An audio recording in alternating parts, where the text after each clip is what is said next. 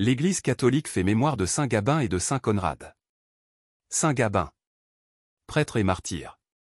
Saint Gabinus, fresque de Baldassare Croce, 1598, Église Sainte-Suzanne, Rome. Frère du pape Saint Caius et père de Sainte Suzanne, il fut longtemps détenu en prison et y mourut pour la foi sous l'empereur Dioclétien.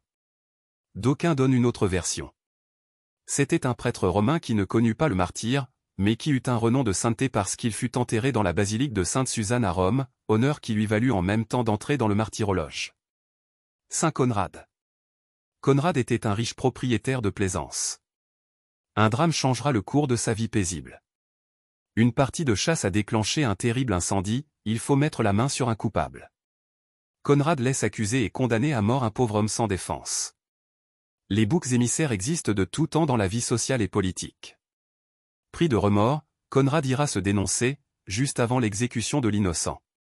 Avec son épouse, il connaîtra une pauvreté extrême, par suite des revers de fortune qui s'abattent sur sa famille, d'autant que lui et sa femme avaient voulu dédommager les victimes de l'incendie. Les deux époux décideront ensuite d'entrer dans la famille de saint François d'Assise. Alors que son épouse rejoint les Essaures Clarisses de Plaisance, Conrad part en Sicile s'engager dans le tiers-ordre des franciscains. Il passera les 35 dernières années de sa vie en pratiquant une sévère pénitence et en se dévouant auprès des malades. Conrad de Plaisance meurt en Sicile près de Noto le 19 février 1351. Conrad, étymologie germanique, vient de Econ, audacieux et rad, conseil. Saint Gabin, Saint Conrad, priez pour nous.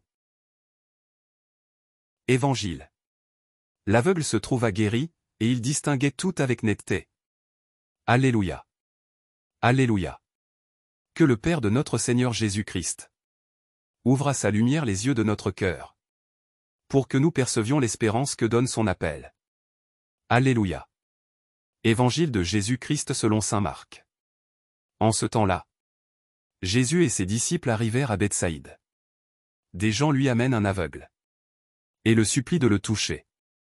Jésus prit l'aveugle par la main et le conduisit hors du village. Il lui mit de la salive sur les yeux et lui imposa les mains. Il lui demandait: « Aperçois-tu quelque chose ?» Levant les yeux, l'homme disait: « J'aperçois les gens. Ils ressemblent à des arbres que je vois marcher. » Puis Jésus, de nouveau, imposa les mains sur les yeux de l'homme. Celui-ci se mit à voir normalement. Il se trouva guéri. Et il distinguait tout avec netteté. Jésus le renvoya dans sa maison en disant: « Ne rentre même pas dans le village. » Acclamons la parole de Dieu. Louange à toi Seigneur Jésus.